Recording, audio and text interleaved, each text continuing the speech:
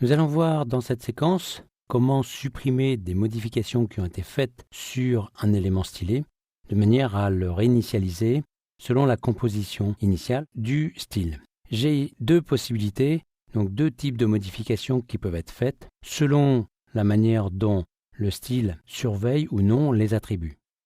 Pour savoir ce qui est contrôlé ou pas contrôlé, il faut afficher la fenêtre de composition du style et regarder l'allure des cases cochées.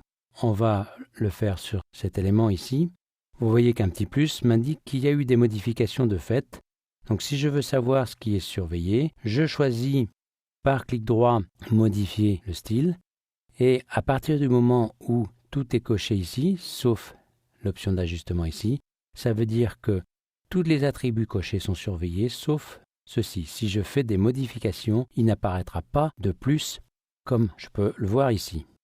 Justement, ici, j'ai le cas de figure, j'ai fait une modification puisque ces deux objets ont le même style, on peut le vérifier, cadre, mais celui-ci a des bords arrondis qu'on ne retrouve pas ici.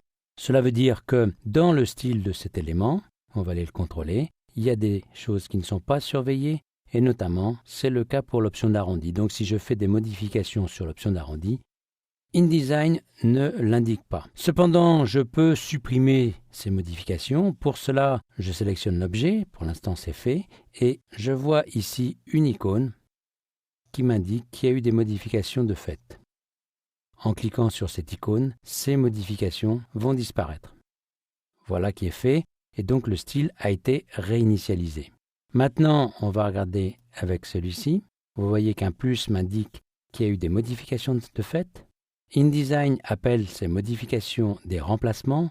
On peut, si on laisse la souris sur le nom du style, voir quels sont les remplacements qui ont été faits. Ici, vous voyez qu'il s'agit de l'épaisseur du contour.